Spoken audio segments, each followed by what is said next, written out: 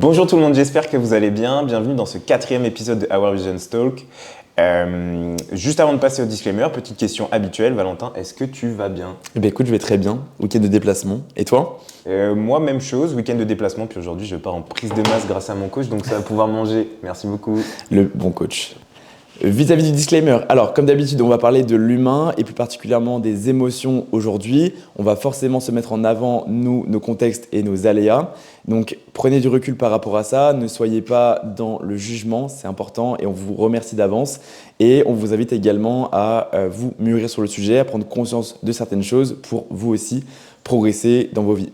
Si jamais vous avez des questions à l'issue de ce podcast, n'hésitez pas à les poser en commentaire ou à venir les poser directement sur nos Insta respectifs. Alors, on parle des émotions. Est-ce que tu peux dire déjà à quoi tu penses quand on parle des émotions? Alors déjà, les émotions, ça comprend beaucoup de choses. On va en citer quelques-unes, même s'il y en a un grand panel, et vous pouvez vous renseigner d'ailleurs de votre côté. Quand on parle des émotions, moi, celle qui me vient le plus en tête, même si c'est celle qui me touche le moins aujourd'hui, ça va être le stress, par exemple, quand on passe un examen, ou alors quand on peut monter sur scène, ce qui peut être notre cas aussi. Voilà, c'est vraiment l'émotion qui, je pense, est le plus, ressort le plus, en tout cas, dans les débats Ouais, je pense. aujourd'hui. Je ne sais pas si tu en vois d'autres. Donc, comme il l'a dit, il y a le stress, mais on peut dire aussi qu'il y a la satisfaction liée à l'accomplissement de soi. Mais après, voilà, il y a beaucoup d'émotions. Donc, on vous invite vraiment aujourd'hui à peut-être rechercher certaines d'entre elles sur Internet et en les lisant, peut-être que parfois vous prendrez conscience de « Ok, à ce moment-là, j'ai ressenti ça, ça peut s'apparenter à ça. » Donc, essayez de prendre conscience de ces notions-là et peut-être que vous comprendrez davantage vos réactions pour ajuster vos comportements derrière. Et du coup, ça serait intéressant de se demander si aujourd'hui, tu réussis à gérer tes émotions. Aujourd'hui, oui. Ça n'a pas toujours été le cas. Je suis vraiment un grand spécimen de la gestion des émotions, on va dire. Pourquoi? C'est parce que depuis tout petit, ma vie a été rythmée par du coup mon impulsivité, on va dire. Rien à voir avec la violence ou quoi que ce soit, d'accord? Je préfère mettre un petit disclaimer tout de suite. Il n'y a pas de question de ça ici, c'est juste que du coup je réagissais souvent à chaud très très vite et ça pouvait exploser. Je suis d'un caractère quand même assez dur et du coup forcément mon impulsivité pourrait ressortir facilement. Ok, et aujourd'hui, tu sens que tu la gères mieux?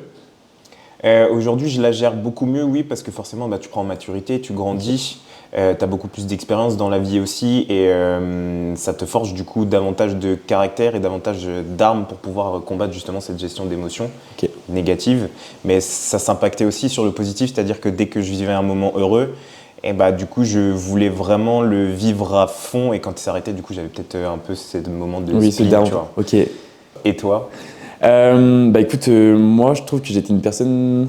Alors, je sais pas comment dire, même moi, des fois je me pose des questions. Je sais où est-ce que j'en suis aujourd'hui, mais je sais pas, j'arrive pas à me rappeler de comment j'étais avant, tu vois, sur le plan émotionnel. C'est assez bizarre. Mais aujourd'hui, ce que je peux te dire de moi-même, c'est que je suis assez dur, dans le sens où je fais beaucoup preuve de sang-froid. Et il y a des choses que je devrais ressentir d'une manière différente, mais j'arrive pas à ressentir la chose à 200% parce que je me dis que si je la ressens à 200%, mes émotions prendront le dessus sur la manière avec laquelle je dois réagir, tu vois. Donc, je sais que c'est pas normal parce que je passe à côté de certaines choses, de certaines sensations, mais aujourd'hui, je peux pas faire autrement parce que j'ai peur, tu vois, de lâcher prise. Je pense que c'est ça au fond, quoi. Donc voilà, mais je pense que ça, c'est une suite logique, tu vois, de mon ascension dans ma vie d'adolescent, à étudiant et à aujourd'hui entrepreneur, tu vois. Mais je pense qu'avant, j'étais beaucoup plus doux, beaucoup plus laxiste envers moi-même. J'étais moins exigeant, tu vois. Et aujourd'hui, l'exigence que je me mets au quotidien a fait que j'ai pas le droit du coup de ressentir telle chose à 100% parce que derrière, je dois pas faillir à ma mission, tu vois.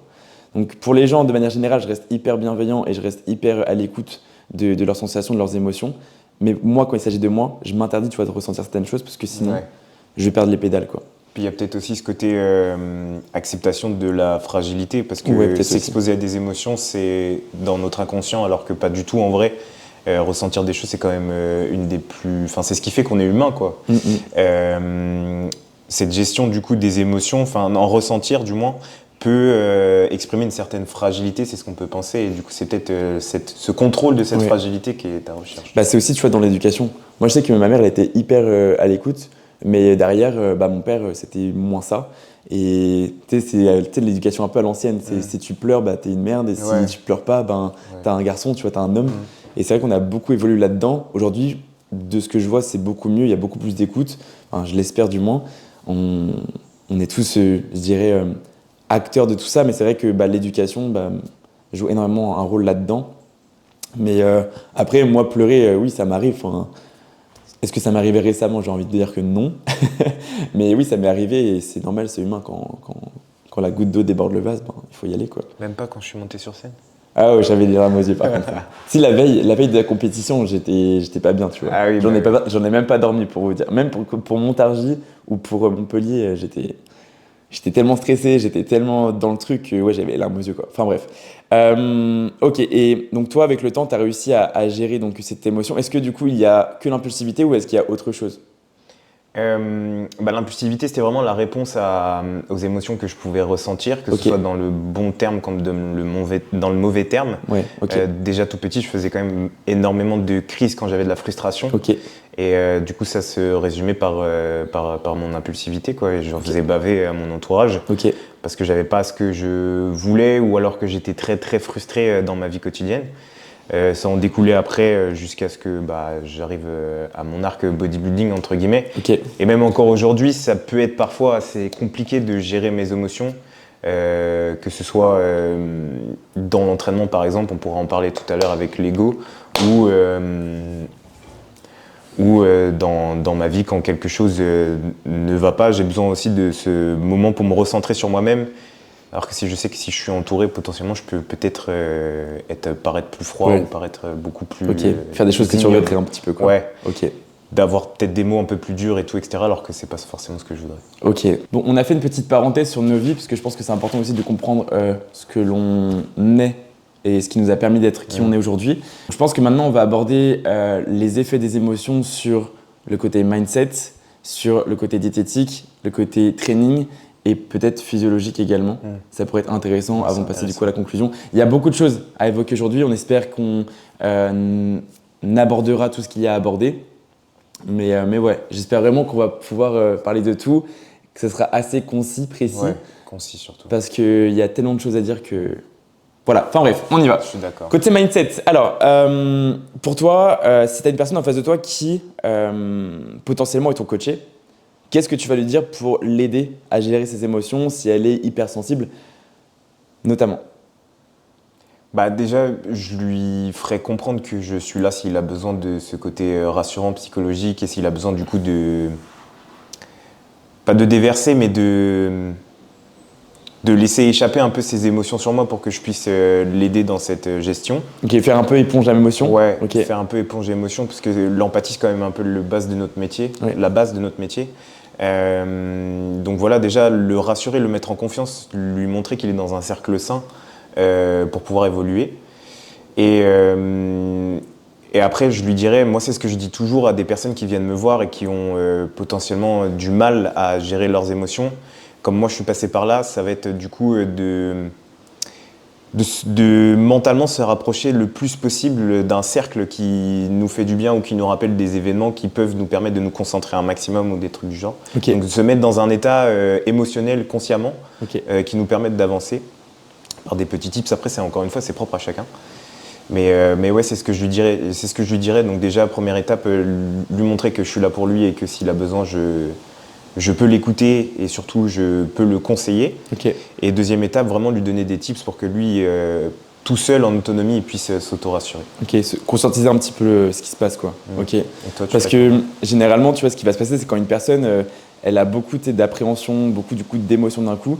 C'est effectivement du coup de lui permettre de se rapprocher d'un schéma qui est rassurant, mais surtout de lui dire, en fait, tu penses tout ça de ton quotidien, mais regarde ce qu'il en est réellement.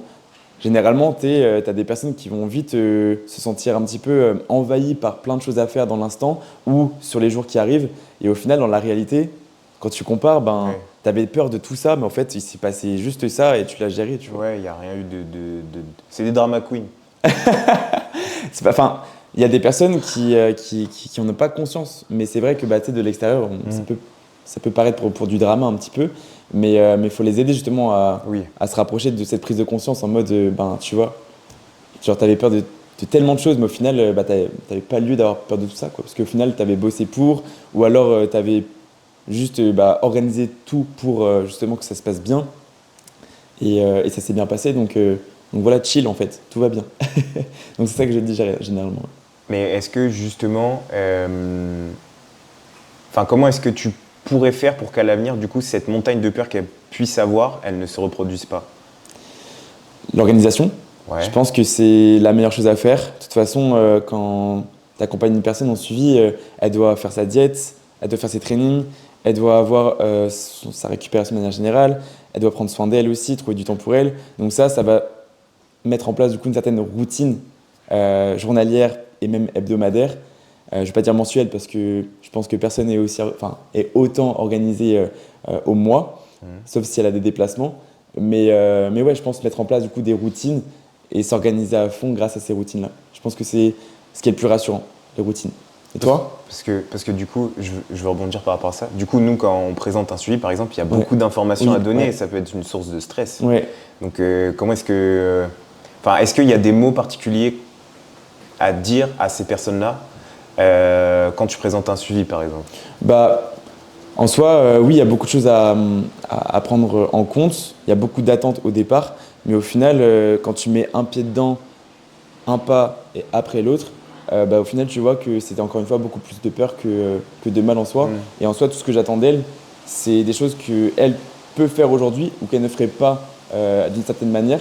Et au final, ça peut très bien matcher avec son quotidien. C'est juste que, encore une fois, elle n'a pas l'habitude de prendre conscience de tout ça. Et au final, quand elle le fait délibérément et volontairement, au final, elle se rend compte que non seulement ça lui apporte du bien, mais en plus de ça, ça lui permet d'avancer. Donc voilà.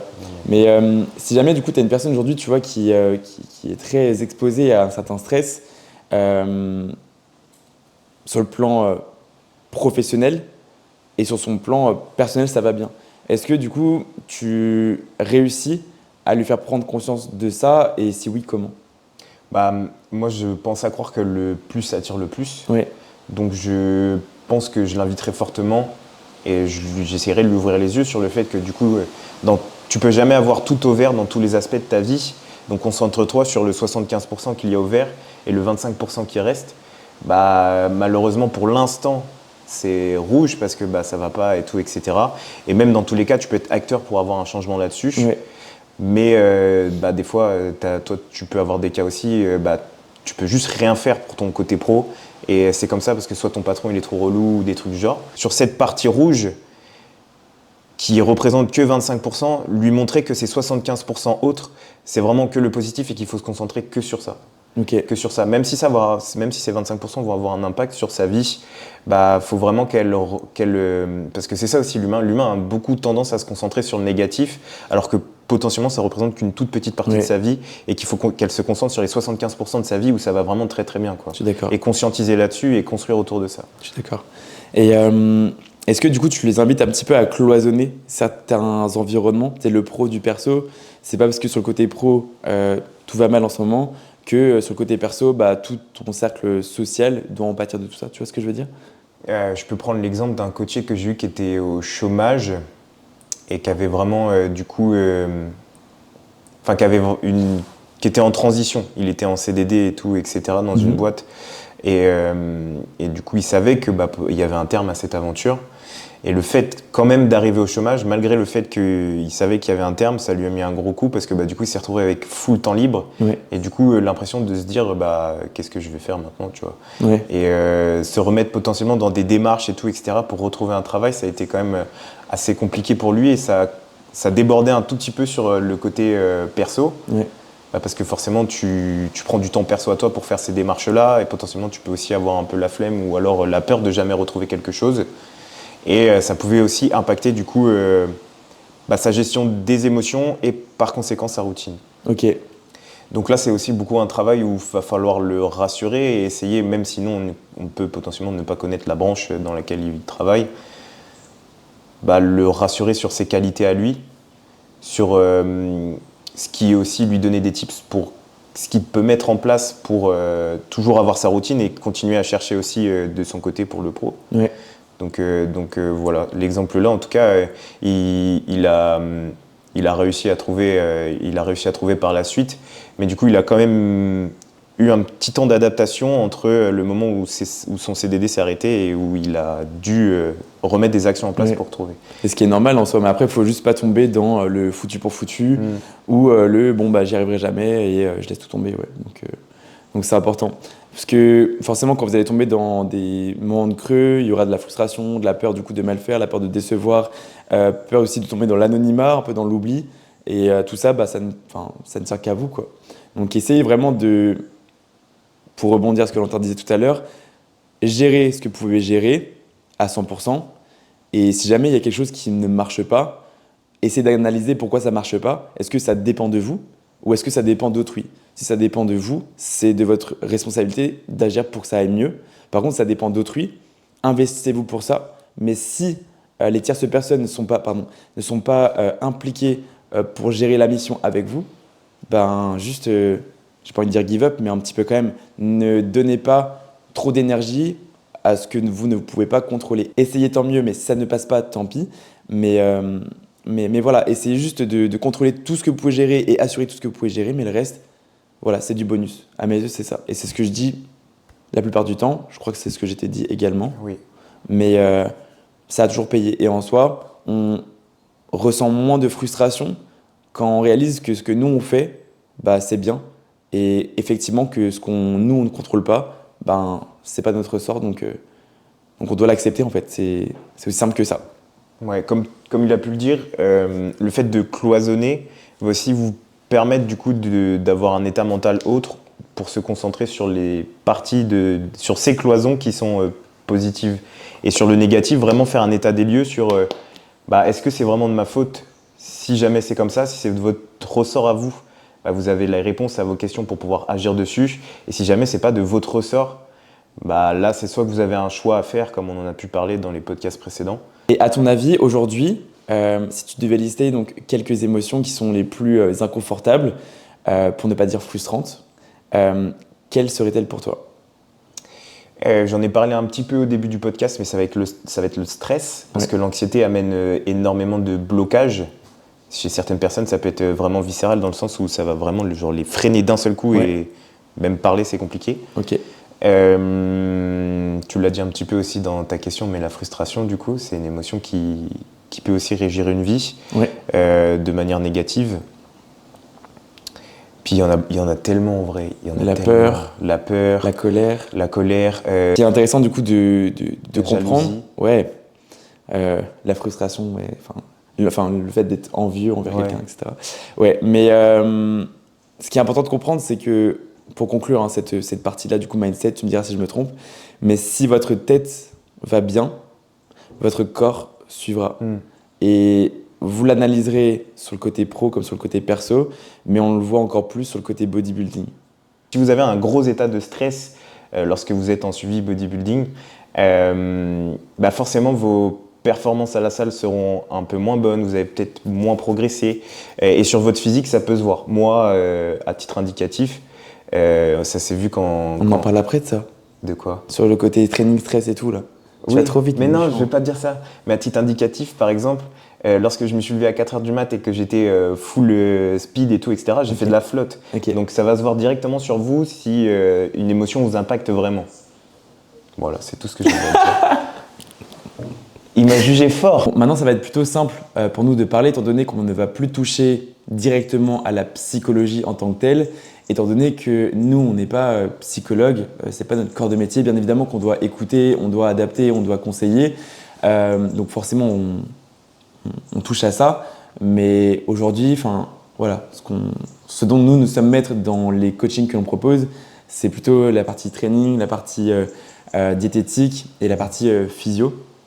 Encore une fois, si même on n'est pas médecin, à proprement parler. Donc, on va bifurquer sur la partie diététique avec la question phare, c'est à ton avis, est-ce qu'on peut avoir des émotions positives en lien avec la diététique ? Ou à l'inverse, est-ce qu'on peut que ressentir de la frustration liée à la diététique ? Non, on peut avoir des émotions positives. Oui, pourquoi ?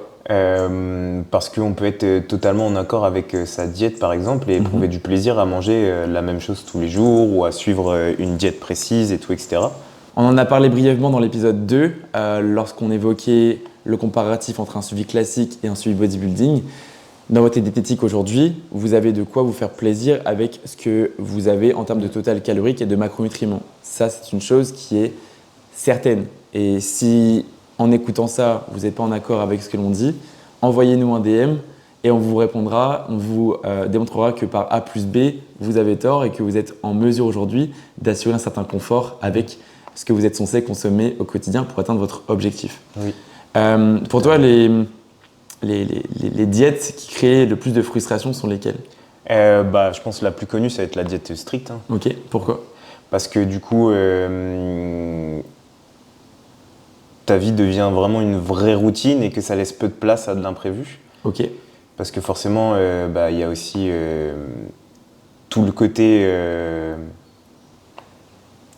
hors routine à gérer. Donc par exemple, si tu veux manger à l'extérieur ou des trucs du genre. Ouais, c'était un événement, un déplacement ressentir professionnel. de la frustration, quoi. Ouais. La diète stricte, c'est vraiment possiblement la diète la plus frustrante à suivre. Ouais. Donc la diète stricte, c'est ça, c'est le fait de manger toujours les mêmes choses, à ces mêmes horaires. Et c'est vrai qu'en déplacement, si on n'a pas les aliments en question, ça peut causer donc de la frustration, potentiellement de la peur de mal faire, alors que si on vous sensibilise à une autre manière de fonctionner, une stratégie alimentaire différente, vous pouvez potentiellement profiter justement de ces journées-là pour progresser tout en associant donc ce côté imprévu, ce côté flexible et adaptation sur l'instant. Puis en dehors de ça, c'est aussi, vous pouvez ressentir une réelle monotonie à faire tous les jours la même chose. Et ça peut du coup amener beaucoup de frustration dans votre quotidien. Ouais, manger toujours les mêmes aliments, c'est ça que tu veux dire. Ouais.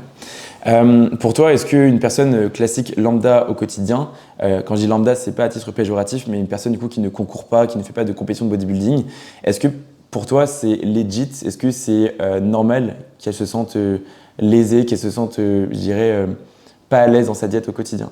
Non, absolument pas. Ok. Absolument pas. Je vais donner quelques explications. On en a parlé, mais la flexibilité, c'est la clé vraiment. Et ne pas profiter de ça. Aujourd'hui, on a vraiment on sait que plus vous serez en accord avec votre diète, plus vous progresserez vite et sur le long terme. Et ne pas profiter justement de ces clés-là. C'est un choix. Ouais, fera que vous aurez beaucoup de frustration. Alors même si sur 1, 2 mois, 3 mois, 4 mois, 5 mois, si vous voulez, vous allez vous dire oui, je tiens et tout, etc. Mais justement, se dire je tiens, c'est déjà, je pense, le début du problème. Oui, exactement, c'est fou. Parce que on sait qu'on est une bombe à retardement. On tient la diète, mais jusqu'à quand? Et c'est pas sain, c'est pas santé. Donc aujourd'hui, ce qu'on veut vous dire, c'est que vous avez un choix. Aujourd'hui, qu'on vous propose, c'est soit vous faites l'effort de vous instruire sur la manière de faire qui peut être complètement différente, à savoir une diète plutôt flexible et une diète qui vous conviendrait. Mais forcément, dans l'instant, ça mérite un petit peu de réflexion. Il faut faire donc l'effort de rechercher ce qui pourrait vous convenir et la manière avec laquelle l'appliquer. Ou alors, vous restez dans ce côté timing de « ok, je tiens pour l'instant, mais jusqu'à quand ?» Au risque de lâcher, de peut-être abandonner vos objectifs, de vous retrouver frustré dans cette stagnation, dans cet abandon de votre objectif, parce que tôt ou tard, vous allez vous abandonner, vous, votre corps et puis votre état d'esprit, tout simplement. Ouais, ça va être un ras-le-bol général, je pense. Ouais, vous allez complètement give up. Genre fuck la diète, quoi. Ouais. Et donc voilà, c'est juste un choix que vous avez aujourd'hui, donc prenez-en conscience. Et si vous faites le choix de ne pas faire l'effort, libre à vous. Voilà. Moi j'avais une question. Ouais. Du coup, pour rebondir par rapport à là-dessus, si une personne, du coup, on est dans le cadre de non-compétition, vient te voir et te dit non, je veux absolument pas de flexibilité, genre ça me stresse trop. Ok. Est-ce que tu la sensibilises à la flexibilité pour justement lui dire que c'est la bonne solution sur le long terme, ou est-ce que tu lui proposes un plan strict directement? Trop bonne question. Justement, du coup, je lui mets les deux options en face d'elle, en mode ok, donc là, tu as une diète stricte qui peut potentiellement t'apporter des résultats, mais qui, sur le long terme, peut t'apporter donc pas mal de frustration à manger toujours la même chose, parce que ça va être redondant, mais tu auras peut-être tes résultats. Ou alors, tu as une autre façon de faire qui est celle d'avoir du coup ta diète, de la créer, et d'avoir du coup des options, des choix alimentaires qui, elles aussi, t'apporteraient donc tout autant de résultats. Et donc là, elle me dit, si elle, de son côté, elle veut absolument avoir une diète stricte parce que c'est pour elle ce qu'il lui faut, parce qu'elle a besoin de routine et d'un cadre plus. J'ai certains noms en tête, bien évidemment je ne vais pas les citer parce que c'est pas le but, mais il y a beaucoup de personnes qui ont besoin justement de ce cadre très strict pour se sentir en sécurité et dans un certain confort. Parce que si on leur laisse un petit peu de flexibilité, elles déraillent complètement. Donc il y a des personnes qui auront besoin de ça, il y aura des personnes qui choisiront cette option. Alors qu'il y a d'autres personnes qui, au début, croyaient qu'elles avaient besoin d'une diète stricte, mais au final, quand tu leur mets les éléments sur la table, tu leur dis, bon, bah écoute, là, diète stricte, tu risques ça, tu peux avoir comme tes résultats, mais diète flexible, tu auras peut-être beaucoup plus de confort, bah, elles choisissent le côté flexible. Et est-ce que ça t'est déjà arrivé du coup de dire la personne veut vraiment une diète stricte et tu lui dis bah écoute, t'as ta diète stricte sur les 5 jours de la semaine et le week-end par contre on essaye avec ton total calorique d'avoir quelque chose de plus flexible pour voir comment est-ce que tu réagis. Est-ce que ça t'est déjà arrivé de faire ça? Non, généralement la personne c'est soit tout l'un, soit tout l'autre. D'accord. Soit elle est en diète stricte et elle, sa diète stricte, ça lui amène beaucoup de bonheur et beaucoup de cadre, beaucoup de sécurité et elle refuse du coup les écarts. Vraiment c'est leur volonté, tu vois. Et il y a d'autres personnes qui effectivement ont besoin du coup de tester cette diète stricte pour au final se rendre compte que bon, au final j'ai testé, viens on teste une autre méthode et tu vois c'est évolutif. Tu vois, faut tester, mettre un pied à l'étrier et au final tu vois si tu tombes du cheval et si tu tombes du cheval bah ok notre stratégie c'est pas grave. Au moins du coup tu avances et tu sais comment du coup tu réagis en fonction des stratégies et tu peux que progresser comme ça quoi. Mais ouais c'est de très bonnes questions. Je me suis creusé la tête. Pour revenir à la conversation de tout à l'heure, lorsqu'on disait qu'un suivi classique ne devait en aucun cas ressentir de frustration, on va peut-être aborder toute la sphère bodybuilding, donc l'aspect compétition, parce que je pense que c'est hyper important. On peut peut-être aborder l'aspect prépa et l'aspect post-prépa. Post-show. Ouais. Est-ce que toi, en prépa, tu as ressenti des émotions très fortes, peut-être trop fortes, qui au final t'ont drivé vers un certain craquage ou pas? Non.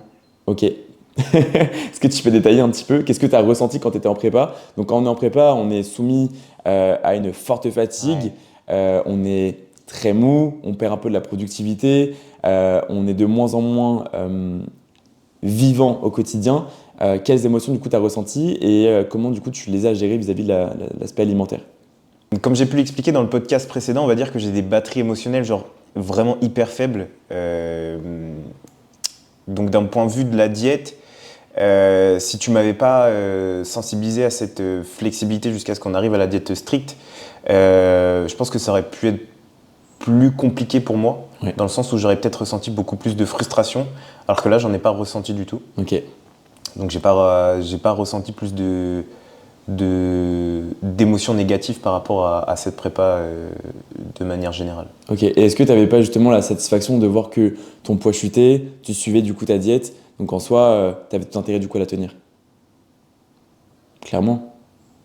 Tu vois, quand tu fais ton effort, au final, peut-être que tenir ta diète, c'est oui, en soi un effort, même si tu la subissais pas en soi, mais comme du coup tu la suivais et qu'au final tu avais tes résultats derrière. Je pense que j'avais pas assez de recul, j'étais trop dedans. J'étais trop dedans et Ok. j'écoutais trop ce que tu me disais pour me dire que ça allait pas marcher. Tu vois. Ok.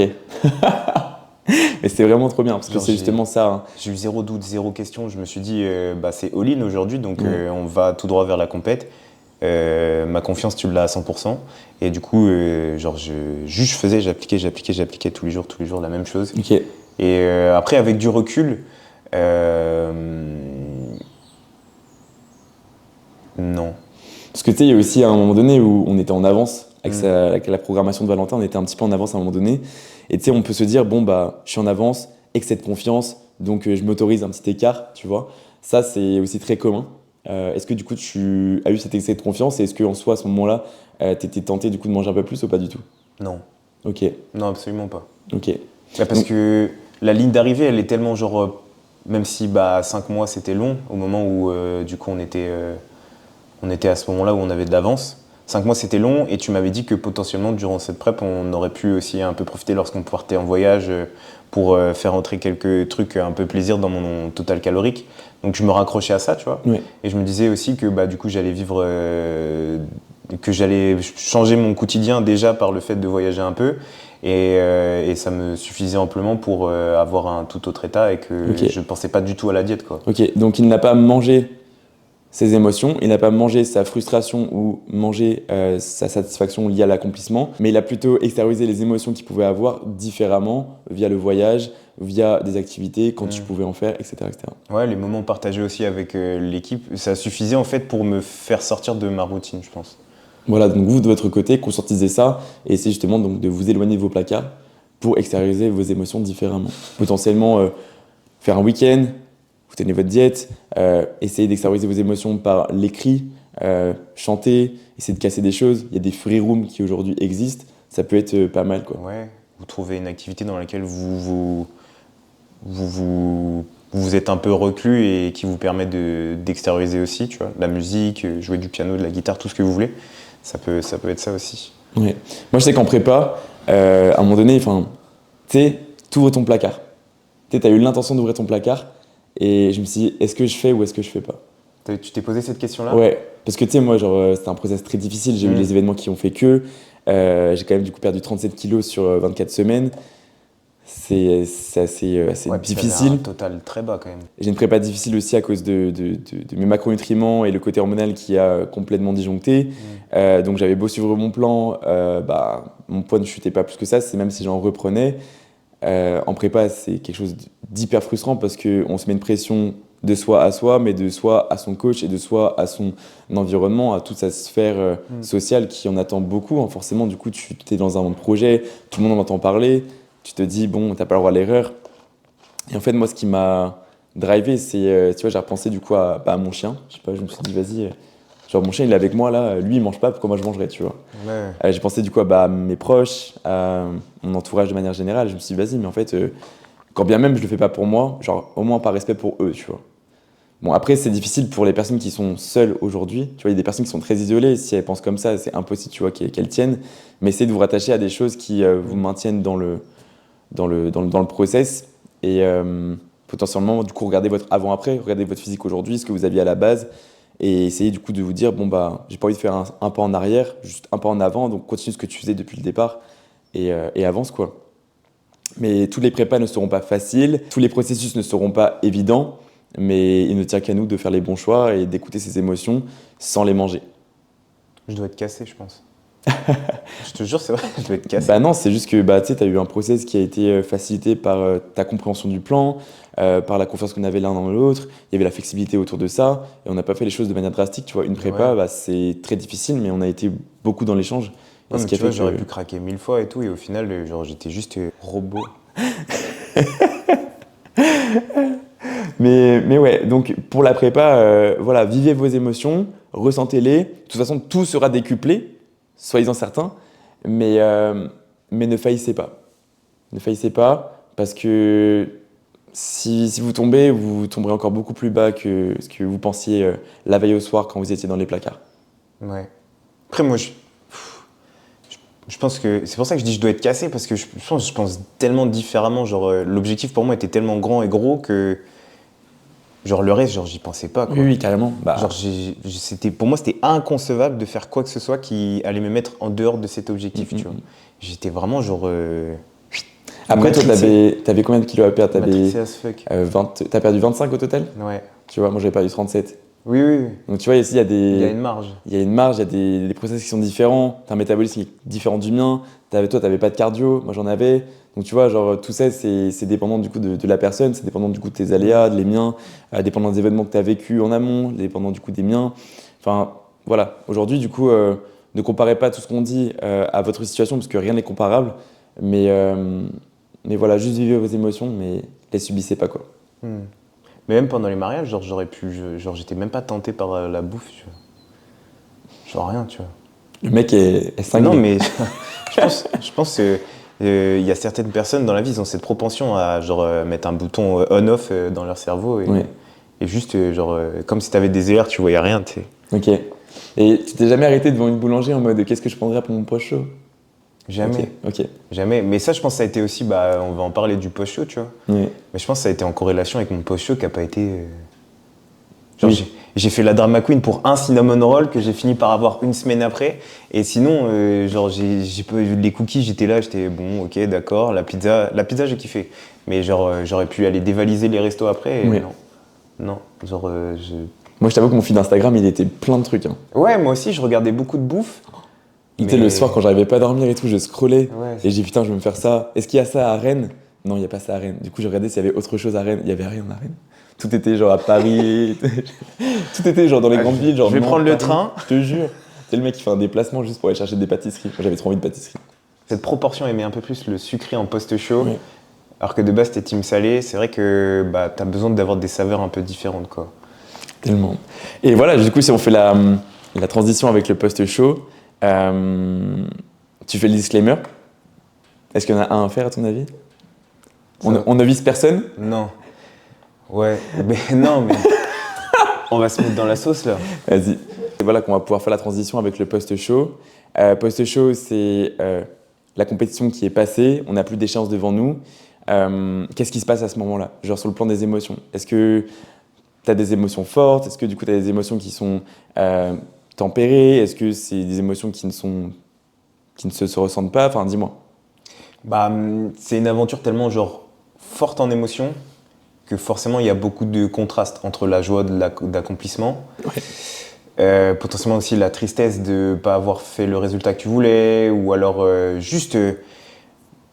t'as tellement intériorisé de choses pendant cette prépa que d'un seul coup il y a tout qui ressort, quoi. T'as un boom émotionnel à l'intérieur de toi et faut le gérer, et chacun le gère comme il peut, quoi. Ouais. Il y en a certains, ça va être par la bouffe, d'autres ça va être par juste aller faire la fête avec les copains, Ouais. d'autres ça va être je vais me recentrer à l'entraînement. Enfin, il y a tellement de manières, il y a tellement de réponses possibles à ce boom émotionnel. Et ça, c'est dépendant de la personne, encore une fois. Mais ce qu'il y a à dire, c'est que post-show, il y a forcément donc, plein d'émotions en lien avec ce qui s'est passé dernièrement. Donc toute la joie d'avoir réussi son process. Il y a les résultats qui aussi en dépendent beaucoup. Et après, il y a aussi le fait de, voilà, j'ai terminé mon process, qu'est-ce que je fais maintenant? Et si tu n'as pas de coach à ce moment-là, auprès de qui tu as des comptes à rendre, si tu n'as pas de ligne directrice, savoir qu'est-ce que je dois faire dans le court terme, moyen terme, long terme, si tu n'as pas d'objectif, tu vas complètement perdre les pédales. Et c'est vrai que là, tu ouvres les placards, tu prends un paquet, 2 paquets, 2 paquets, 3 paquets, le Nutella, les crêpes, le beurre de cacahuète, tu mélanges les deux. le tacos. Mais c'est vrai que ça peut aller très très très vite dans l'extrême. Donc essayez vraiment de conscientiser vos émotions, réaliser ce qui s'est passé, accepter ce qui s'est passé, résultat ou pas résultat. Les résultats, si ce n'était pas à hauteur de vos attentes, rappelez-vous ce qu'on a dit dans les précédents épisodes, vous avez travaillé pour apporter la compétitivité et j'espère vraiment que vous avez tout donné pour apporter cette compétitivité.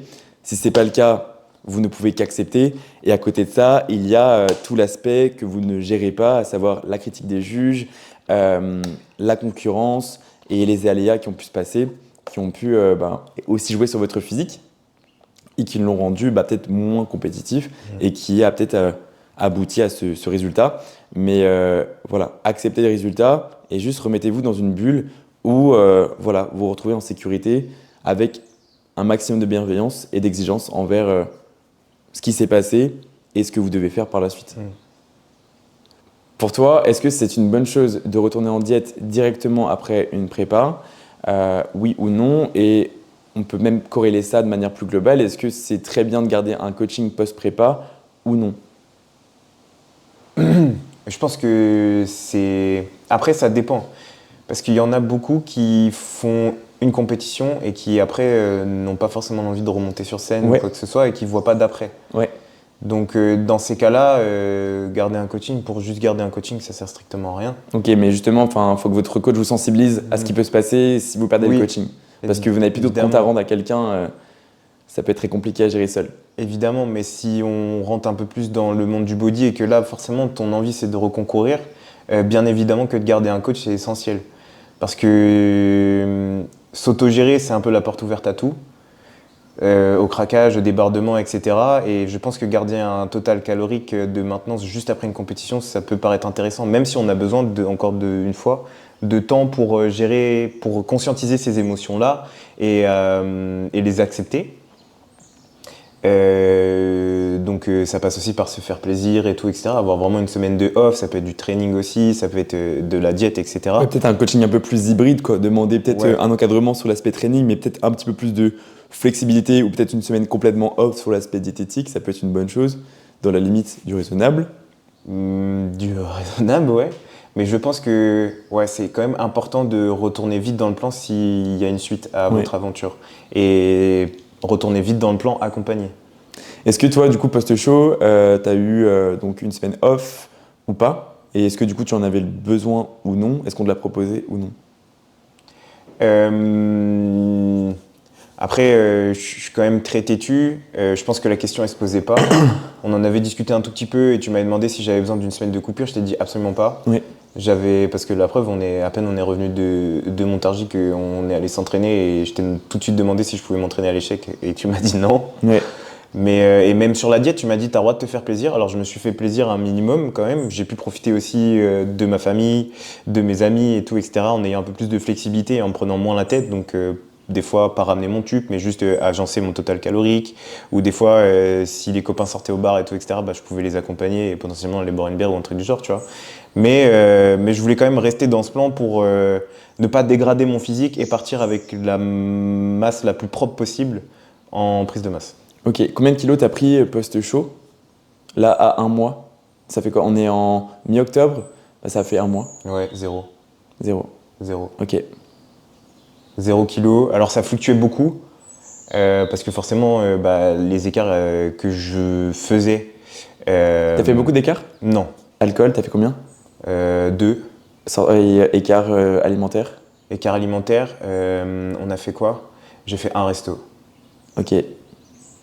Voilà. J'ai fait un resto et non, j'ai fait juste un resto. Sinon le reste c'était toujours mon riz, poulet à l'eau.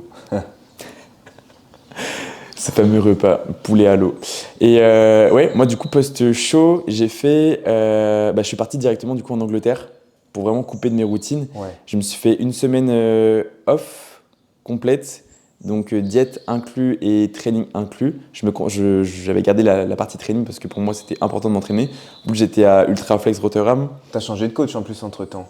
Oui, Entre ta prépa et ton post-show. ouais, Du coup, t'es arrivé en Angleterre avec ton nouveau coach. ouais. Ok. Ouais, j'avais déjà préparé parce que je me sentais pas bien dans mon coaching avec mon ancien coach. Il se passait beaucoup de choses que je n'évoquerai pas aujourd'hui. Du coup, j'avais préparé un peu le terrain du coup pour l'après parce que si j'avais pas d'après et que j'étais pas encadré, j'aurais complètement du coup perdu les pédales. Donc je suis parti du coup en Angleterre. J'ai croisé mon coach là-bas en plus, donc c'est plutôt cool. Je me suis fait pas mal plaisir quand même, faut le dire. Je me suis fait sushi. C'est grave mon péché mignon au quotidien. Je me suis fait les tu sais, les chips mexicaines là, Les nachos. les nachos. Je me suis fait ça aussi. Genre les Doritos là. Doritos, ouais. Ok. J'ai fait ça et c'est tout. Et puis après, bon, j'ai mangé propre, mais j'ai pas compté mes calories, j'ai pas pesé mes portions. Et je crois que j'ai pris 2 kilos, c'est tout. Et pour vous dire, en revenant du trip, j'ai fait du coup mon update pour mon coach, donc AG. Mon coach il m'a dit, ouais, t'as fait un peu de la merde. Donc c'est très carré, c'est très strict. C'est l'anglaise. Ça reste un post-show, c'est un coaching à l'anglaise. Bon après, pour moi, 2 kilos, après une semaine comme ça, bon, dans les 2 kilos, il y a beaucoup de rétention d'eau. Mais voilà, ça reste quand même un post-show bien géré. Et à la longue, sur un mois, j'avais pris 1 kilo. Donc pour Ouais. vous dire, en soi, Wow. c'était un post-show bien géré. Et je pouvais pas forcément en sortir plus grandi que ça. Non, j'ai une bêtise. Je crois que post-show, un mois après, je crois que j'étais à 4 kilos. Parce que, tu sais, le coaching à l'anglaise, avec Eddie, j'ai pris beaucoup de poids. Genre, tu sais, je crois que j'ai pris 15 kilos sur 32 semaines. Mais après, bon, c'était encadré et tout Ouais, était t'as OK. prise de Je me masse. sentais bien. Ouais, c'était en prise de masse. Donc, c'était un fast bulk. Et en soi, du coup, je me sentais bien dedans. Mais c'est vrai que ça, c'était encadré et c'était voulu. OK, j'ai pas subi mon post-show. Donc voilà. Ok, et du coup, quand toi tu as fait des écarts, donc alcool et resto, est-ce que tu ressentais de la frustration? Est-ce que tu étais ok avec ça? Est-ce que tu étais apaisé ou pas? Je ressentais pas tant que ça de la frustration, même si on va nuancer un tout petit peu. Oui, le lendemain, j'avais un peu d'appréhension de ce que je pouvais retrouver physiquement dans le miroir ou sur la balance, mais j'avais pas plus d'appréhension que ça parce que j'avais aussi mené ma mission à bien et que je savais que j'allais retourner dans le plan le plus vite possible Ok. et que j'avais aussi ce besoin de, je pense, juste déconnecter un tout petit peu sur quelques heures, quoi. Ok, donc il y avait une certaine sérénité à l'idée du coup de se faire plaisir parce que dans le sens il avait été récompensé de son process. Maintenant il lâchait un petit peu du lest vis-à-vis de tout ça. Et après, le lendemain, il ne pouvait qu'accepter son écart et puis il savait très bien que tout ce qui était je dirais, causés par l'écart, les variations, les inconforts, etc. Tout allait donc se réguler grâce au retour au plan. Sachant que c'était dans la semaine où du coup tu m'avais dit que j'avais le droit à un tout petit peu plus de flexibilité avant de revenir vraiment à une maintenance où là on repartait pour faire de la masse ensuite, quoi. Donc si tu as un mot à leur dire aujourd'hui, quand vous faites un écart? Quand vous faites un écart, rentrez dans votre plan le plus vite possible, par pitié. Ouais. Vous savez que vous avez un plan qui est adapté, qui vous permet de progresser tout en ayant un maximum de confort. Alors faites un écart si vous voulez, acceptez ces effets, mais revenez directement dans le plan pour justement retrouver un équilibre, une certaine sérénité autour de votre progression. Et ne compensez pas par plus de NEAT, plus de cardio, parce que ça ne fera qu'aggraver votre situation. Juste reprenez le plan. Écoutez l'épisode de 2. Après la diète, on passe à la partie entraînement parce que là aussi, il y a beaucoup d'émotions qui peuvent rentrer en compte. Est-ce que tu vois une émotion principale qui peut impacter ton training? Je pense que c'est la peur. Tu sais, imaginons, tu as fait une journée de merde, tu as mal dormi, ta digestion n'est pas forcément bonne. Bref, il n'y a rien qui va sur le plan pro-perso. Et là, tu arrives à ton training, tu te dis, est-ce que je vais être à la hauteur, tu vois? Est-ce que je vais pouvoir proposer de la productivité? Tu sais, c'est un peu la peur de mal faire ou de ne pas faire ou de ne pas être assez bien soit pour moi, soit pour mon coach, soit pour mon cercle sur le plan un peu plus global. Mais ouais, surtout du coup la peur de ne pas être au niveau, quoi. Ouais. Et toi? Moi, ça va être plus l'ego. Ok. Pas le truc à construire, mais... Tu peux en parler un petit peu ou pas? De mon ego? Ouais. Non, de toute cette sphère psychologique autour de ton training et du coup en lien avec ton ego du coup. Peut y avoir plusieurs choses. Déjà, l'adrénaline aussi qui rentre en compte. Quand tu ouvres ton logbook, tu vois que tu as une certaine charge à mettre et que l'exercice en question, par exemple, la side-bag, ça fait peur comme ça. Tu vois. Ouais. Et tu te dis, putain, là, il faut que je fasse 7. La semaine dernière, j'en ai fait 6. Et si je fais 6, là, cette semaine, je suis une péripatéticienne.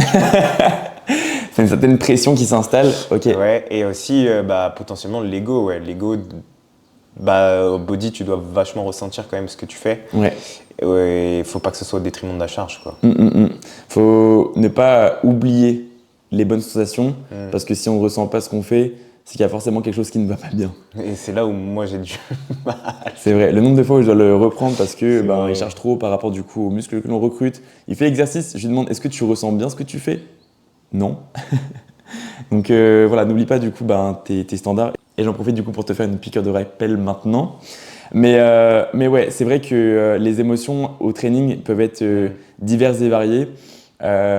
Moi c'est la peur, toi c'est un peu cet extrême de l'ego dans le côté positif, dans le côté négatif. C'est plus, pas forcément en lien avec l'ego, mais plutôt par rapport à la pression que tu peux te mettre. Moi ça a été surtout l'acceptation de me dire, avant j'étais fort, ouais. J'ai eu ma blessure, okay. Et aujourd'hui c'est aussi ce sentiment de se prouver à soi-même qu'on est aussi fort qu'avant. Okay. Et ça tu me l'as répété souvent, Val, on sait que t'es fort, genre c'est bon, dose quoi. Faut tirer avec intelligemment. Avec ce que tu dois tirer et pas avec ce que tu peux tirer, tu vois. Donc là, tu en parlais à l'instant. Qu'en est-il du coup de ton parcours sportif? Est-ce que tu t'es déjà blessé? Comment tu l'as vécu? Comment du coup tu es revenu? Ou est-ce que, combien de temps t'as mis à revenir, etc., etc. Même avant que je touche à la muscu, j'ai toujours été comme ça. Dans le sens où forcément quand je faisais du volley ça m'arrivait de me blesser, que ce soit cheville, genou, etc. On est toujours exposé à la blessure, quoi. Okay. Et même quand j'étais au volley, je savais que, j'attendais pas, quoi. Okay. Une semaine après j'étais déjà sur le terrain et même ça m'arrivait d'aller jouer avec mon attel, okay. Juste parce que pour moi c'était inconcevable d'être dans une situation où je devais avoir du repos, où je devais ne pas jouer, quoi. Okay. C'était inconcevable pour moi et ça a été pire quand j'ai eu mes croisés et ma fissure du ménisque où je me suis dit mais qu'est-ce que je vais faire, quoi. Tu vois tes jambes fondre parce que tu peux pas bouger, tu vois tes jambes fondre et quand tu reprends les jambes après tu fais mais je suis qui, quoi. Ouais. C'est très dur à gérer mentalement. Ouais, dans le miroir ça doit être compliqué. Même que ce soit sur les charges que tu pouvais mettre et tout, etc. Là aujourd'hui je fais du RDL à 100. C'est très compliqué mentalement de se dire que avant tu pouvais faire du RDL à 180 sans souci, quoi. Oui. Moi je sais que je me suis blessé aux 2 épaules en même temps. Je sais du développer couché aux haltères. et je me suis fait 2 tendinites aux épaules en même temps. Donc tu sais, imagine, tu sais, genre dans le quotidien, pour t'habiller, pour faire ta douche et tout, je pouvais pas lever les bras, tu vois, genre mes bras devaient être ballants comme ça faisait hyper mal quand je faisais une élévation frontale, c'était horrible. Du T'avais coup, une perte d'autonomie. ouais, mais au final, je vivais seul, donc je devais m'assumer seul, je devais faire mes courses seul, etc. Mais c'est vrai que c'était hyper handicapant, hyper frustrant.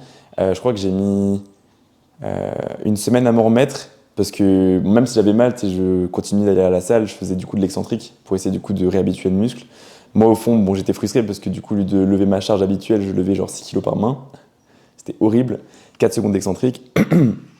C'est hyper frustrant, mais voilà, là, après, les durs ressortent, tu vois, de la mentalité à se dire, bon, ok, je suis blessé aujourd'hui, j'accepte, je fais du mieux que je peux, j'essaie du coup de me réathlétiser, et tant bien que mal, ça va prendre le temps que ça prend, et au final, bon, je ne fais pas rien, tu vois, c'est pas foutu pour foutu, tu vois, genre, tu restes dans le plan, de près ou de loin, tu fais au moins quelque chose pour te remettre. Je connais un nombre de personnes qui sont blessées au niveau des chevilles, au niveau des genoux, qui au final ne travaillent pas leur mobilité plus que ça, ne travaillent pas forcément leur souplesse ni quoi que ce soit d'autre. Vous étonnez pas les gars que ça revienne dans quelques semaines, quoi. Parce que si tu ne prends pas soin d'une lésion, d'une tension, tu vois, ça c'est de l'ordre de la mentalité aussi, quoi.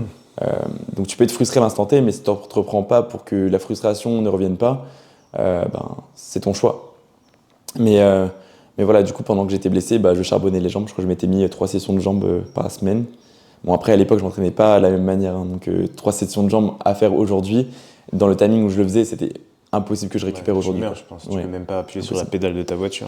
Et encore, là, je suis repassé en 3 lower, mais c'est réparti différemment et c'est plus sur 7 jours, c'est sur 9. Mais ouais, essayer du coup de prendre du recul par rapport à l'aspect training, notamment du coup sur les blessures, analyser d'où ça vient, pourquoi c'est là, et à partir de quel moment vous avez commencé à peut-être tirer un trait sur vos bonnes sensations, peut-être que l'ego a pris un petit peu le dessus. On en voit avec la surcharge, hein, qui surcharge et qui commence à mettre des à-coups, l'articulation est placée d'une manière qui n'était pas la même de la semaine numéro 1 à la semaine numéro 12, ou même de la première répétition à la dernière. Et ça en dit long sur les compensations et sur les risques que vous prenez. Donc voilà, faites le choix de réaliser les choses sereinement et comme vous devez les réaliser plutôt que comme vous avez envie de le faire. Ouais. La diète, c'est la flexibilité, l'entraînement, c'est la standardisation. Ouais, exactement. Voilà, t'as tout dit. Ça, je pense que c'est un bon réel. On va pouvoir le cut. Mais ouais, est-ce que du coup, tu as quelque chose à dire pour une personne du coup, qui va à la salle et qui se met peut-être beaucoup trop de pression, qui a peur de passer à côté de son training, qui au final peut-être a un rythme de vie aujourd'hui qui est très exigeant, qui entre guillemets n'a pas trop de temps pour s'entraîner et qui aurait l'envie du coup de bien faire mais la peur de mal faire. Qui est suivi ou qui est pas suivi? L'un et l'autre ou l'un ou l'autre. L'un. Je pense que dans les personnes qui nous écoutent, on a des personnes qui sont accompagnées, d'autres qui ne sont pas accompagnées. Déjà, sache une chose, c'est que ton training, c'est ton moment à toi, c'est ton moment de ta journée où tu te coupes du monde et que tu mets juste tes écouteurs et t'es toi avec toi-même. Peu importe l'exercice, du coup, c'est vraiment un combat entre toi et ton toi d'il y a une semaine ou ton toi d'il y a 2 jours ou ton toi d'il y a hier. Donc vraiment, mets-toi dans ta bulle, oublie tout ce qui peut se passer autour, oublie ton quotidien, oublie tes soucis et juste kiffe ton entraînement, donne-toi à fond et tu pourras que être fier de toi juste après. C'était beau ça. Mais c'est vrai qu'il y a des personnes qui vont être un petit peu matrixées comme, j'ai envie de dire nous, mais il y a des personnes qui seront peut-être un petit peu moins dedans, qui accorderont pas autant d'importance à l'entraînement. Dans les deux cas, c'est ok, mais rappelez-vous que l'entraînement, c'est vous qui avez décidé de vous entraîner pour une bonne raison. J'espère que vous avez un réel pourquoi. Pourquoi vous faites tout ça depuis le départ, pourquoi vous vous battez, pourquoi vous tenez bon malgré les difficultés. Donc dites-vous que c'est à l'entraînement que vous allez construire votre physique. Donc ayez une bonne pression. Dites-vous que vous devez réussir votre performance pour vous et pas pour les autres. Mais ouais, n'ayez pas du coup de mauvaise pression, quoi. Parce que si vous avancez dans une mauvaise pression, vos entraînements vous apporteront plus de l'anxiété qu'un réel attrait, une réelle envie. Et dites-vous que votre training, vous devez le changer, quoi. Et si jamais vous avez, je sais pas moi, un mauvais training qui s'est passé, prenez conscience de pourquoi il s'est mal passé. Et si votre attitude elle est la même à chaque fois pour vos trainings de manière générale, Voilà, essayez de solutionner la chose à sa source, si ça ne dépend pas de vous, que vous, de votre côté, vous êtes attiré par ce que vous faites au quotidien, mais que votre training, de manière générale, tout le plan d'entraînement mérite un changement, bah, changez l'entraînement, mais ne vous frustrez pas plus que ça avec quelque chose qui ne vous convient pas. Il l'a dit, chaque jour ne se ressemble pas, vous serez rythmé par des joies, des tracas, des petits soucis du quotidien, alors donnez-vous à 100%, donnez vraiment 100% de ce que vous êtes capable de donner sur chacun de vos trainings. Et je rajouterais que ce n'est pas parce que vous avez fait une mauvaise série que la deuxième sera mauvaise. Ce n'est pas parce que vous avez fait un bon training aujourd'hui que celui de demain sera bon également. Rien n'est acquis. Vous devez toujours travailler de manière à ce que vous fassiez mieux pour vous rendre fier, satisfait et que vous cherchiez donc davantage de résultats. Est-ce que toi, ça t'est déjà arrivé, tu vois, de faire un mauvais training où tu avais vraiment zéro sensation, où tu sentais que tu étais passé à côté de ta séance et voilà, est-ce que ça arrive souvent? Dis-nous. Là où ça m'est arrivé le plus souvent, je pense que ça doit être en cut. Ouais, En cut, j'avais moins de sensations, notamment à l'arrivée de la compétition où j'avais des rires, tu vois. ouais, Très frustrant, ouais. parce que tu as l'habitude de t'entraîner dur, et là, laisser des reps de côté, c'est autant inhabituel que quand tu commences et que tu dois aller à Ouais. l'échec, tu vois. Parce que la stratégie de Valentin, c'était justement de gérer la fatigue de son corps. Il fallait pas trop pousser l'intensité pour voilà, le laisser récupérer de manière générale. Donc la consigne, c'était laisser des répétitions en réserve. Et c'est vrai que quand on a affaire à ce genre de situation-là, ce genre d'entraînement qui n'est pas du tout stimulant, ça peut être frustrant, ouais. Non, déjà qu'en plus de base, tu as froid quotidiennement, que tu es fatigué, Ouais. et que bah, le training, c'est ton moment de la journée, tu Ok. vois. T'en es arrivé à un point où ton entraînement, c'est genre, c'est ce que tu attends le plus dans ta journée. Ouais. Tu Et vois, quand tu passes à côté, bah, c'est très frustrant, c'est un peu ton monde qui s'effondre, tu vois. il n'y a rien qui va, il y a la diète qui va pas parce que du coup tu as trop faim, Ouais. le training s'est pas bien passé, à côté de ça, bah, t'as ta charge mentale du coup à gérer avec tout ce que tu peux avoir à faire à côté. Tout ce que tu peux faire, enfin, les seules choses que tu peux faire, du coup, Ouais. t'es un légume. Non, mais ouais, très, très, très frustrant. Tu Et te dis, bah, est-ce que genre, ça va me porter préjudice, tu vois. Ok, et en prise de masse, En prise de masse, non. ça t'est jamais arrivé? Ça m'est arrivé, mais c'était plus dans, bah, par exemple, la fois où j'avais oublié mes genouillères Ok. et que je devais faire les jambes, Ok, et qu'avec mon genou, genre, mentalement, tu vois, j'avais une barrière, je pouvais pas. ok. Donc là, tu te sens un peu nul, tu vois. Tu te dis, ouais, à cause d'un truc, bah, tu te dis, j'ai trop peur de me blesser, parce que ça demande quand même des mois et des mois et des mois de rééducation. Ouais. Bah, tu t'empêches de faire un truc, tu vois. Donc c'est. Et comment t'as fait du coup, justement pour le souci de la genouillère? Bah, j'ai pas fait. T'as rien fait? Non, j'ai pas fait. J'ai demandé les genouillères à Martin, Ok, et genre, ça m'a fait mal, et tout de suite, ok. j'ai stoppé, tu vois. Ok, donc il y a de la prévention, même si t'avais du coup un autre outil, t'étais pas en sécurité, tu vois. Non, je me sentais pas Ok. du tout en sécurité parce que c'était pas mon pattern à moi, tu vois. Ok, donc de la peur qui a pris un peu le dessus ici. Vous de votre côté, bon, si voilà, vous avez, je dirais, trop de risques par rapport aux bénéfices que vous pouvez en tirer, bah soyez rationnel quoi. Ouais, surtout que bah, vous pouvez du coup vous dire, bah, je change un tout petit peu mon ordre cette semaine, je vais faire mon côté push, parce que là c'était une push quad. Ouais. Je fais mon côté push, et les quads, genre je les fais demain, mais je me tabasse, tu vois. Ok. Et puis même, tu vois, même si tu peux pas faire un pattern de presse, tu peux toujours aller faire du leg extension. Oui, tu peux aller faire du leg extension. J'en avais pour le coup, du coup ça je l'ai fait, mais c'est juste tous les patterns de presse que j'avais durant la séance, je pouvais absolument pas les assumer. Ok. Legit. Ben, en vrai, c'est justifié quoi. Bah là c'était moi et mon genou, quoi. Ouais. Mais j'avoue qu'en cut, c'est très difficile. Ouais. Tu vas ressentir les choses, t'es fatigué, tu manges de moins en moins, donc tu as moins en moins du coup de nutriments qui vont dans tes muscles. Tu deviens de plus en plus plat également, donc vraiment avoir de bonnes sensations, même avoir chaud, c'est difficile. Alors avoir un pump, c'est de moins en moins évident.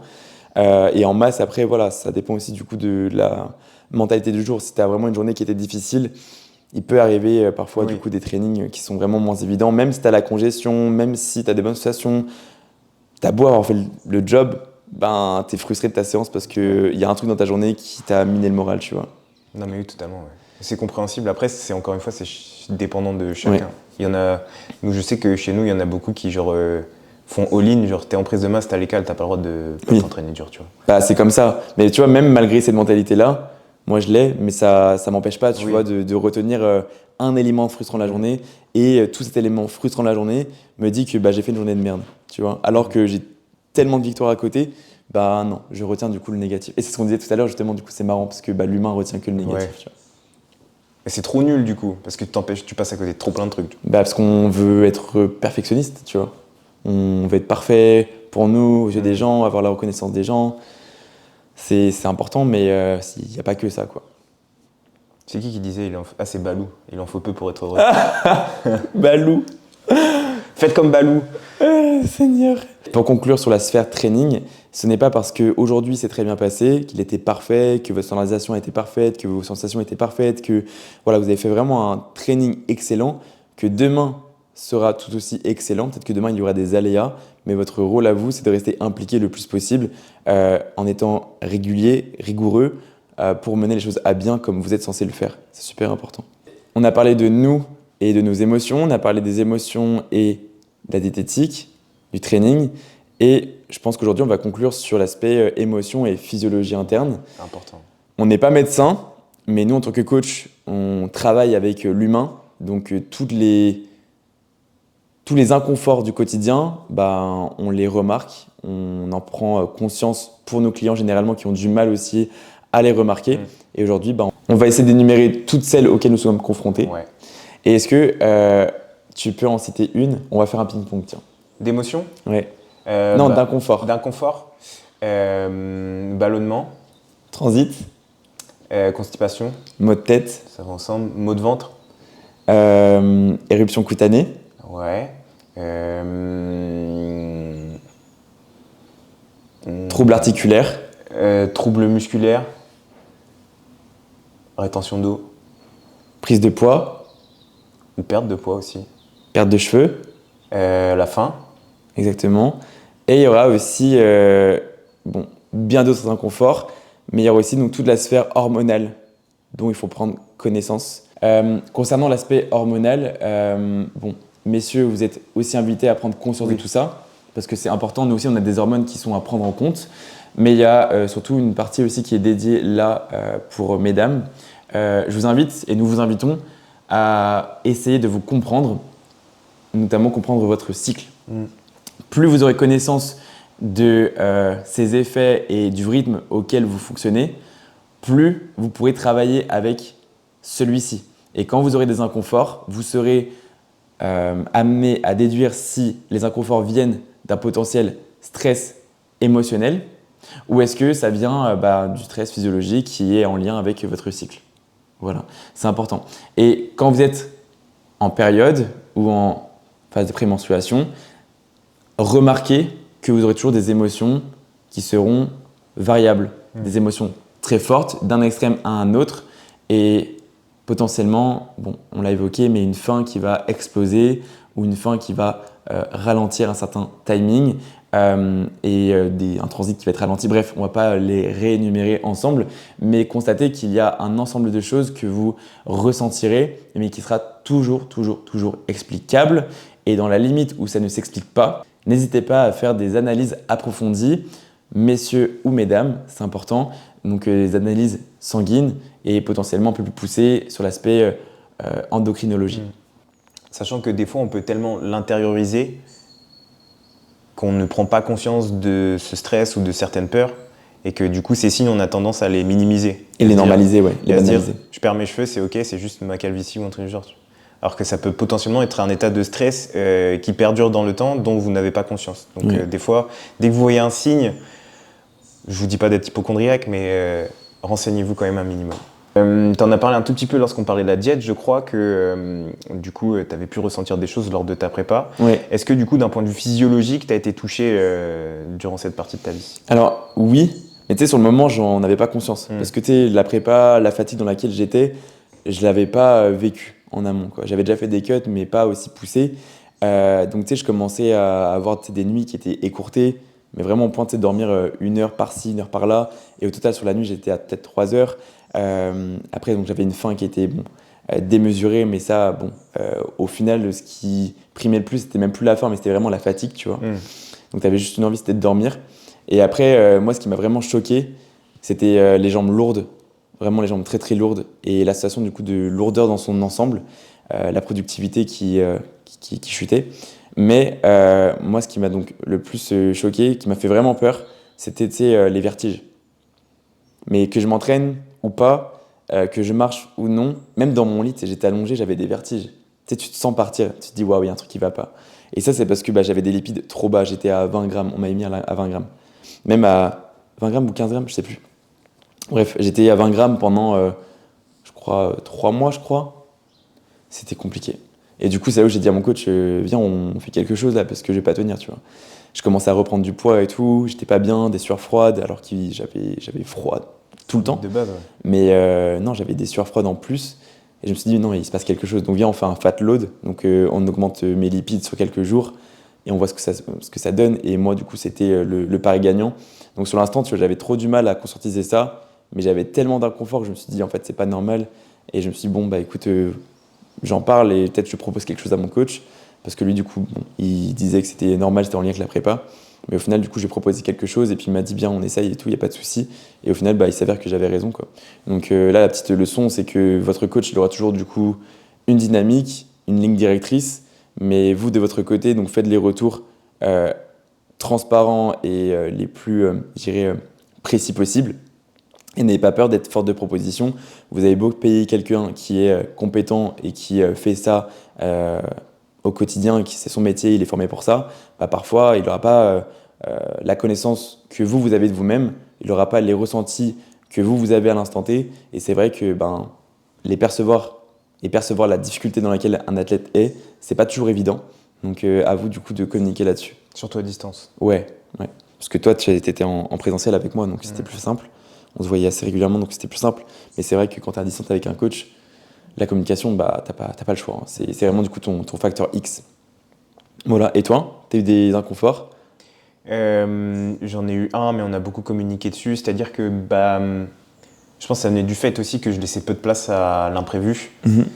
À chaque fois que je pouvais être en déplacement, parce que du coup j'avais soit des événements familiaux, soit des imprévus, j'étais sujet à vraiment de la constipation, mais sévère, quoi. C'est-à-dire que à partir du moment où j'étais arrivé à l'endroit où je devais arriver, et qui n'était pas chez moi, dans ma routine et tout, etc., impossible. Genre impossible d'aller aux toilettes. Ok.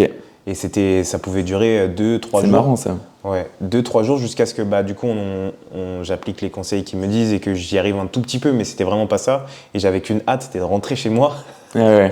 et de retrouver mon plan parce que je savais que ça allait aller direct, toi, Ok. c'est que j'allais être bien, tu vois. Mais ouais, de sortir de ma routine et tout, etc. Quand j'étais en prep, genre alors qu'habituellement j'ai pas du tout cet inconfort-là, genre je suis très chill au niveau de ça, il y avait vraiment pas de soucis. Mais là, quand j'étais en prep, vraiment, à chaque fois que je sortais de ma routine, j'étais tellement matrixé que genre j'étais constipé, quoi. C'est assez drastique quand même ça. Tu sais que t'es le premier qui me fait ça. Hein. Tu sais, autant tu vas pas une journée, c'est ok. 2 journées, bon, ça peut s'expliquer. Mais genre un ensemble de jours. Ouais. Mais c'était compliqué, puis c'était perturbant, parce que je savais en plus à l'avance que t'allais mal le vivre. Hein. Que j'allais mal le vivre, tu vois. Ok. Et du coup, ça pouvait aussi m'amener à me dire ouais, non, j'y vais pas. Tu sais quoi, j'y vais pas. Ah ouais? Ouais. Mais Ok. du coup, après, notamment quand mon frère est revenu du Canada et que je voulais profiter un peu avec lui, je savais que quand j'allais partir à Crozon, j'allais être sujet à ça, tu vois. Et je m'étais préparé un peu quelques jours avant, je m'étais dit non, ça va bien se passer et tout, ta routine va pas trop être perturbée, etc. Et au final, ça m'a fait chier, tu vois. Ouais. Mais ça m'a fait chier aussi parce que j'arrivais pas à profiter avec mon frère, parce que justement, j'étais dans cette routine et que j'avais ce problème-là à ce moment T. Ok. Un spécimen, le truc. Mais Non, c'est bien parce qu'en vrai, trop bizarre, Fat, comme non, mais c'est vrai parce que tu as conscience de toi, de tes besoins et de ce qui te met en sécurité pour minimiser du coup ton inconfort, tu vois. Et quand bien même, du coup, tu étais exposé à l'inconfort, tu le savais à l'avance. Donc à toi, du coup, sur le moment, de faire au mieux, garder un maximum du coup, de routine et peut-être des solutions qu'on a pu aborder ensemble, de les répéter et peut-être que la prochaine fois, tu n'auras pas autant d'inconfort, peut-être que tu réussiras à y aller, quoi. Mais du coup, au fur et à mesure, tu vois, parce qu'on a quand même eu des déplacements à Montpellier et à Montargis, j'ai réussi à pallier ce problème parce que du coup, on a réussi à trouver les massages, le vacuum, tout ça. Ouais. Et que aussi, je me disais, là, tu montes sur scène, mais que t'as pas le choix. Donc, Ok. Justement, quand on parle du coup des solutions pour Valentin, peut-être que ça servira à ceux qui nous écoutent. Est-ce que du coup, tu peux expliquer du coup ce qu'on a fait, quelle fréquence, et voilà, dire du coup ce qui t'a réussi de manière générale pour gérer tout ça. Déjà, l'hydratation était déjà en place, mais les petits tips qu'on a mis en place, pardon, ça va être du coup les massages du bas du ventre. Ça, c'était hyper important et c'était game changer quand même pour moi, pour déjà éviter le ballonnement. Ouais. Rien que ça, genre ça m'a aidé beaucoup, de fou. Et la deuxième chose qu'on a mis aussi en place, c'était le vacuum. Donc après chaque repas, j'allais m'allonger et j'allais me masser et faire un peu de round de vacuum sur 20-25 secondes. Ok, tu peux expliquer ce que c'est le vacuum ou pas? Vacuum, c'est quand tu viens aspirer ta paroi abdominale. Ok. En gros, on va essayer d'aspirer son ventre de l'intérieur, Ouais, vider comme l'air. si vous allez presser votre nombril à votre colonne vertébrale, mais non pas en inspirant votre ventre, mais en aspirant. Ouais. C'est une technique, c'est une méthode du coup, qui consiste à gérer votre stress, gérer votre transit, qui peut aussi vous aider à affiner votre sangle abdominale, qui peut vous aider à avoir beaucoup plus de conscientisation de votre sangle abdominale, notamment aussi pour la retranscrire lors de la performance. Bref, ça a pas mal de bienfaits. Et c'est vrai que pour Valentin, c'est ce qu'on a mis en place. C'était tout simple. Il faut savoir qu'à côté de ça, donc, comme il l'a dit, son hydratation restait inchangée et son niveau de fibre était inchangé. Donc tout l'aspect inconfort qu'il a ressenti n'était pas en lien avec les changements hydriques ou concernant du coup ses apports alimentaires. Non, c'était juste émotionnel. Ouais. Donc voilà. On a fait le tour pour aujourd'hui. J'espère que l'épisode vous aura plu. Si on conclut sur la partie qui nous concerne, encore une fois, nous, c'est nos vies, nos aléas et notre vécu. Valentin fonctionne d'une manière où aujourd'hui, il a un certain bien-être dans sa vie. Moi, j'ai mon fonctionnement, j'ai mes émotions également. Tout est géré à notre façon. Nous vous invitons de votre côté à gérer les choses à votre manière, mais en restant le plus possible éveillé pour ne pas subir vos émotions sur l'aspect diététique de l'entraînement et même sur l'aspect physiologique. Okay. Pour l'aspect diététique, qu'est-ce qu'on peut retenir?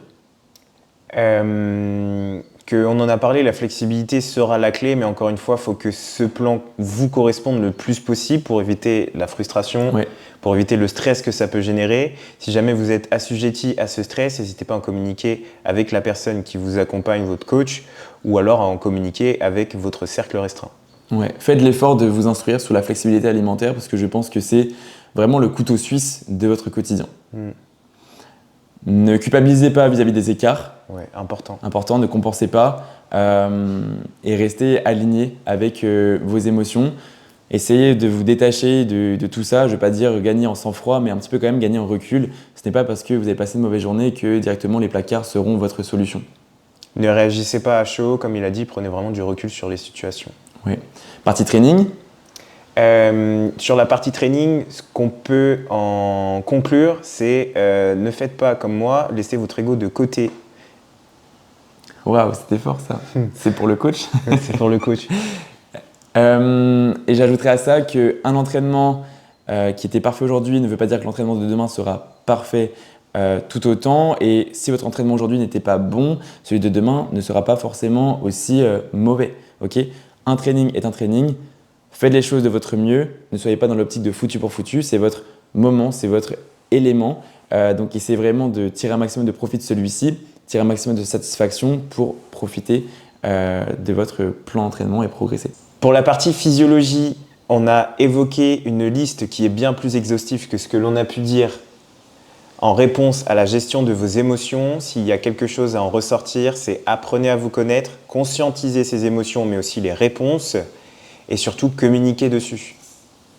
Communiquez dessus à votre coach, mais aussi à votre médecin. Et votre entourage aussi. Voilà. Sensibilisez votre cercle. Épisode numéro 3. Voilà, donc encore une fois, on espère que cet épisode vous aura servi pour prendre conscience de certaines choses. En tout cas, si vous avez des questions, n'hésitez pas à les poser. Notez le podcast, ça nous ferait énormément plaisir. Et on se retrouve pour un prochain épisode. Pour l'épisode numéro 5 qui sera... On ne donnera pas la réponse. Bisous. Ciao.